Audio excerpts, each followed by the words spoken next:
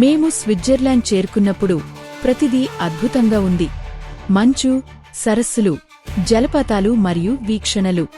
మేము కేబుల్ కారులో పర్వతంపైకి వెళ్లి తరువాత వివిధ దుక్కోణాలను ఆస్వాదించడానికి మళ్లీ దానిపై ప్రయాణించాము మరియు పర్వత రేలులో పర్వతంలో నిర్మించబడిన ప్రపంచంలోనే ఎత్తైన రైల్వే స్టేషన్కు కూడా ప్రయాణించాము. చూడటానికి అద్భుతంగా ఉంది. స్టేషన్ పైభాగంలో మంచు మరియు మంచు ఉన్నాయి. మేము పర్వతంపైకి కొంత దూరం ఎక్కి రేలులో పూర్తి వృత్తాకార ప్రయాణం చేశాము. తరువాత మేము అనేక మ్యూజియంలను సందర్శించాము. ఒకటి దాదాపు పూర్తిగా మంచుతో తయారు చేయబడింది మరియు లోపల ప్రదర్శనలు ఆశ్చర్యకరంగా సజీవంగా ఉన్నాయి. గుండా నడవడం ఘనీభవించిన గ్యాలరీ లోపల ఉన్నట్లు అనిపించింది.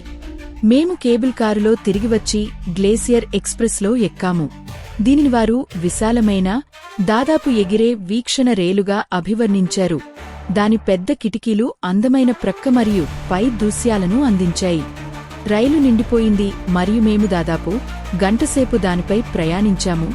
రౌండ్ ట్రిప్ మాకు మంచు పర్వతాలను మరియు అది ఎక్కడం మరియు దిగడం వంటి అద్భుతమైన దృశ్యాలను చూపించింది.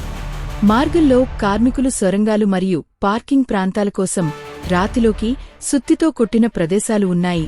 ఇంజనీరింగ్, ఎత్తు మరియు భద్రతా చర్యలు ఆకట్టుకునేవి. ఆ తరువాత మేము తేలికపాటి వర్షంలో దాదాపు గంటసేపు మరొక వ్యూ పాయింట్కి నడిచాము. పక్కన నీరు కారుతోంది.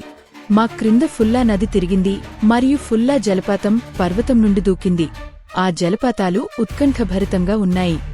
పైన తెల్లగా ఉన్న ఫుల్లా మంచు పర్వతాన్ని, వాలులలో చెక్కబడిన గుహలు మరియు పగుళ్లను చూశాము.